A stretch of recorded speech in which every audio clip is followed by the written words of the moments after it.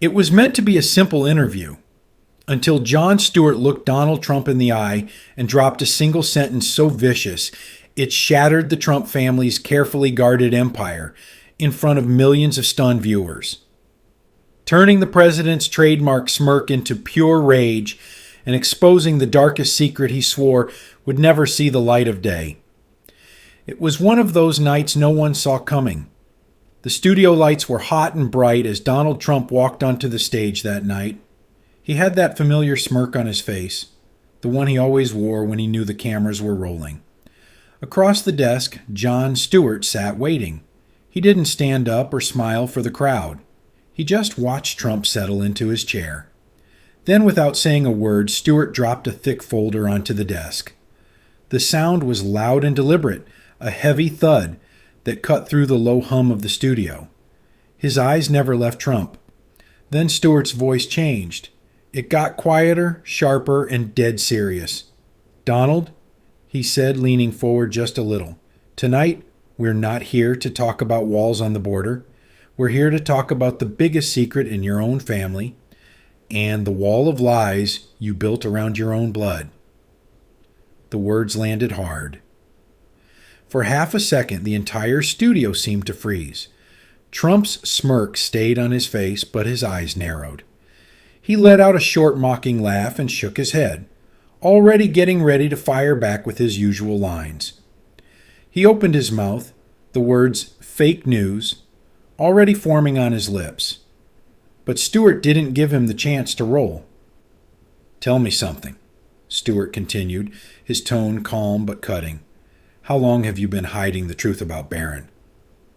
Trump stopped mid-breath, just for one beat. His shoulders stiffened and his jaw tightened.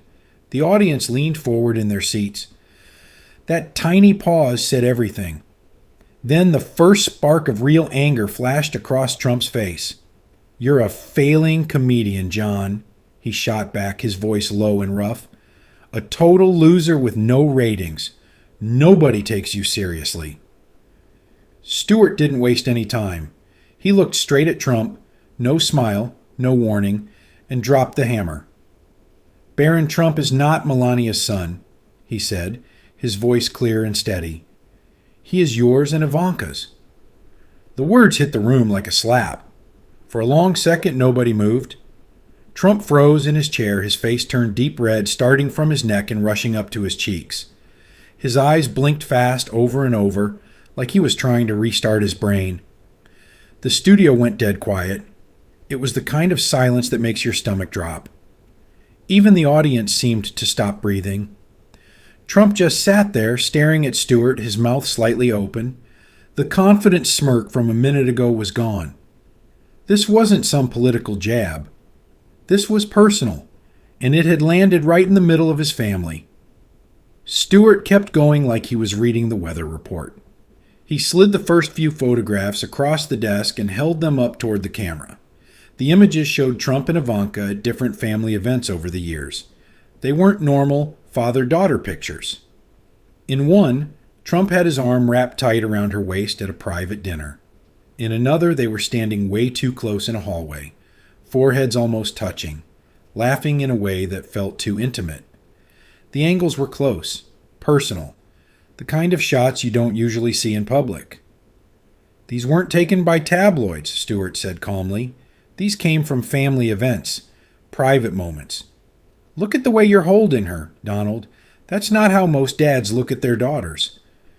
Trump's breathing got heavier. His hands gripped the edge of the desk. Then the anger broke through. "This is a disgusting lie," he growled. His voice started strong but cracked a little at the end, the words shaking just enough for everyone to hear. He tried to laugh it off, but it came out forced and ugly. "You're sick, Jon. Totally sick for making this up." The audience shifted in their seats. A few low whispers started, but Stewart didn't stop. He flipped to the next page in his folder and read from a typed statement, his tone still flat and matter-of-fact. "An anonymous source close to the family told us this. Trump treated Ivanka like no father should. Barron is the result." The second those words left his mouth, Trump exploded. His hand slammed down hard on the desk. A loud crack that made half the audience jump. He shoved his chair back and shot halfway up, his face twisted with rage. Then he caught himself and dropped back down, breathing fast through his nose. The studio erupted. Gasps and shocked murmurs filled the room. People were leaning forward, eyes wide. Someone in the back row actually said, "Holy shit," loud enough for the microphones to catch it. Trump pointed a thick finger across the desk at Stewart. "You're a liar, a total fraud," he shouted. But his voice wasn't as steady as he wanted it to be. Sweat was already starting to show on his forehead. "This is fake news at its worst. My family is off limits." Stewart just looked at him, calm as ever, and tapped the photos again. "These pictures don't lie, Donald, and neither does the math. You want to keep pretending? Or are you ready to tell the truth about your own son?" The tension in the room was thick enough to choke on. Stewart didn't let the shouting slow him down. He picked up a thick sheet of paper and held it up so the cameras could see the dates clearly. "Let's look at the timeline, Donald," he said, his voice steady and cold. Barron was born on March 20th, 2016. Melania's public pregnancy schedule shows she was barely visible and traveling a lot during the months she was supposedly carrying him. But Ivanka? She disappeared from public events for weeks right around the time the pregnancy would have started. The dates don't match up. Not even close. He pointed at the chart he had prepared, walking through every month step by step. The numbers were simple and brutal. Melania's official photos and appearances didn't line up with a normal 9-month pregnancy. Ivanka's schedule had strange gaps that fit perfectly with carrying a child. The math was right there on the big screen behind them. Anyone watching at home could see it. Trump's face twisted. He tried to jump in, but Stewart kept talking right over the first few words. Then Stewart nodded to the control room. A short video clip started playing on the monitors. It was grainy but clear enough. An old leaked recording of a former family nurse speaking quietly to someone off camera. "I took care of Ivanka during her secret pregnancy," the nurse said, her voice shaking a little. "They told me to keep it quiet. I was with her the whole time. Barron is her son." The clip played all the way through. Trump shot forward in his chair and started yelling. "Cut that off! Cut the damn clip right now!" he shouted, slamming his hand on the desk again. His voice boomed through the studio. "This is bullshit! Turn it off!" But Stewart didn't move. He let the video finish, then looked straight at Trump. "Why was Barron's birth certificate altered, Donald? The original listed a different mother. Why change it?" The question hung in the air like smoke. The audience was completely silent now, eyes locked on the two men. Trump's neck was bright red. Sweat was pouring down his face, soaking the collar of his shirt.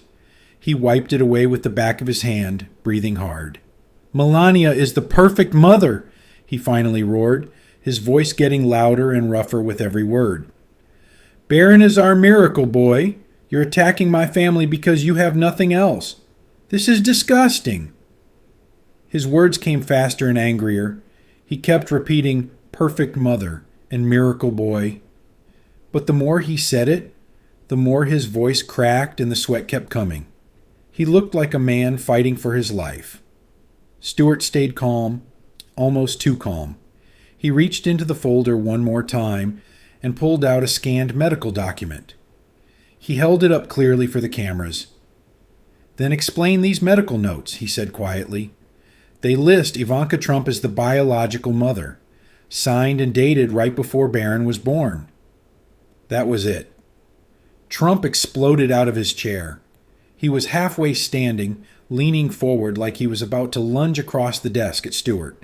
His face was twisted with pure rage, fists clenched tight. For a split second, it looked like he might actually go for him. Two security guys stepped in quickly from the side, putting gentle but firm hands on his shoulders to ease him back down. Trump shook them off but dropped back into his seat, chest heaving, eyes wild. The entire studio was buzzing now. People were whispering, gasping, some even standing up a little in their seats. The tension was so thick it felt like the air itself was shaking.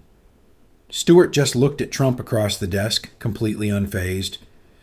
You can yell all you want, he said softly, but the timelines don't lie. The nurse doesn't lie, and these medical notes sure as hell don't lie. So what's the real story, Donald? Trump sat there, breathing like he had just run a mile, staring at the evidence laid out in front of him. He looked like a man who was running out of places to hide. Trump's face was still flushed red, sweat dripping down his temples. But now he switched gears completely. He leaned forward and started swinging with everything he had. Jon Stewart is a loser with 0 ratings, he barked, jabbing his finger across the desk. This is fake news. Total fake news. Nobody watches this guy. He's a failing comedian trying to get attention. He kept repeating it, louder each time. Fake news! Fake news! You're a total loser, Jon. The words poured out fast and angry, the same lines he had used 1,000 times before. He thought if he said it enough, the whole thing would go away. The audience shifted uncomfortably, but Trump didn't care. He was in full attack mode now. Stewart didn't fight back, he didn't raise his voice or trade insults. Instead, he calmly opened another folder and pulled out a stack of printed emails. He held the top one up toward the camera so everyone could see the dates and the Trump Organization logo. These are internal emails from your own PR team, Stewart said flatly. Dated right before Barron was born. They're discussing how to hide Ivanka's pregnancy and manage the narrative around Melania. A former staffer gave these to us. Want me to read them out loud?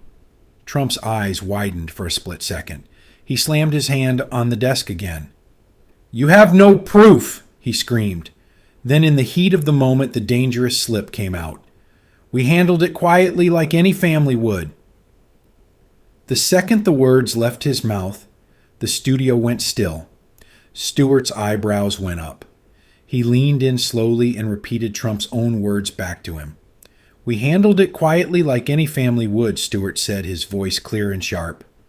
Those are your exact words, Donald. So you admit there was something to hide? Trump froze. His mouth opened, but nothing came out right away. He had just handed Stewart a weapon, and everyone in the room knew it. The murmurs from the audience grew louder. A few people actually gasped. Trump pointed a thick finger straight at Stewart, his hand shaking with rage. You're sick for even suggesting this, he shouted, spit flying from his mouth. You're a sick man. This is disgusting. Stewart looked him dead in the eyes and answered without raising his voice. I'm not the one who needs to explain a child to the world, Donald. The line hit like a punch. Trump's face turned even darker. He shoved his chair back hard and stood up fast, pointing straight at the main camera. This interview is over, he yelled at the top of his lungs. We're done here. Turn the cameras off. He started to storm toward the side of the stage, tie flapping, face twisted in fury. The security team tensed up, ready to move. But Stewart's voice cut through the chaos, calm and cutting. Running away again? Trump stopped mid-step. He turned back slowly, breathing heavy, eyes burning with pure hate. The entire studio was on edge now, waiting to see what he would do next. Trump stood there, caught between storming out and firing back, while Stewart sat perfectly still behind the desk. Stewart leaned forward, his eyes locked on Trump like a laser. The whole studio felt smaller, tighter, like the air had been sucked out of the room. Mr. President, he said slowly, his voice low but cutting through every corner. Look your son, or your grandson, in the eye right now. Is Ivanka his real mother? The question dropped like a bomb. No one in the audience moved. Cameras zoomed in tight on Trump's face. For a moment, the former president just sat there, his mouth slightly open, eyes wide. The words hung heavy in the silence. Then Stewart didn't wait. He nodded to the control room, and the final piece of evidence flashed up on the big screen behind them. An old ultrasound image, grainy but unmistakable. Clear text at the bottom showed the patient's name, Ivanka Trump. The date stamped right there matched the exact window for Barron's conception. A medical witness had provided it. No denying the handwriting or the numbers. Trump stared at the screen. His eyes flickered for a split second. A raw, broken look crossed his face. His shoulders slumped just a little. His voice came out hoarse and cracked when he finally spoke. "You're destroying my family," he growled, but the fire in it sounded shaky for the first time all night. That tiny crack was all Stewart needed. Trump exploded back into defense mode, cutting Stewart off before he could even finish the next sentence. "You have no right," Trump shouted. Stewart stayed ice calm. "Then why does the ultrasound list Ivanka?" "This is a witch hunt," Trump yelled over him, voice rising. "As the mother," Stewart finished, still quiet. "You're making this up to hurt me." Trump slammed his fist down, talking right over Stewart again. "And the nurse who cared for her?" Stewart pressed on without raising his voice. "She said she was with Ivanka the whole time." "Fake! All fake!" Trump barked, leaning halfway across the desk, face inches from the microphone. "You're a liar!" Stewart didn't blink. "Why was the birth certificate changed, Donald? Why hide it for so long?" "Shut up!" Trump cut in again louder. "My family is sacred. You're sick for dragging my daughter into this." Back and forth it went, Trump shouting and interrupting every few seconds, trying to drown Stewart out with pure volume. But Stewart kept his cool, firing one calm question after another, each one sharper than the last. The audience was frozen, heads turning from one man to the other like they were watching a tennis match from hell. Trump's face grew redder and redder, veins popping on his forehead. Sweat poured down his cheeks. His hands started to shake as he pointed wildly. "You're sick!" he finally screamed at the top of his lungs, the loudest yell of the entire night. "You're a sick man, a disgusting human being." His voice cracked hard on the last word. He slammed both hands on the desk so hard the microphones jumped. His whole body was trembling now, face the color of a brick, eyes wild with fury and something that looked a lot like panic. The studio went completely silent. Not a single cough, not a whisper. The audience sat stunned, mouths open, staring at the man who used to command every room he walked into.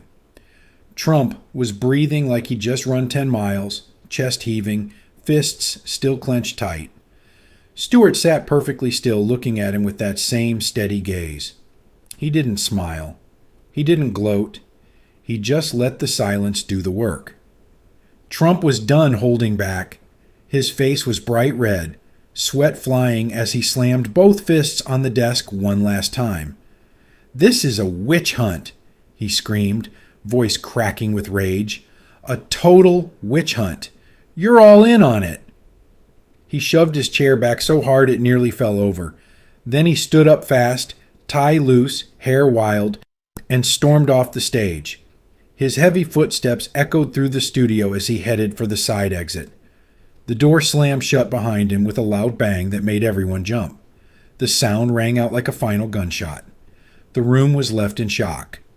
But Jon Stewart didn't move. He stayed right there in his chair, calm as ever, and looked straight into the main camera. "The Trump family secret is out," he said quietly, his voice steady and clear. "Barron deserves the truth.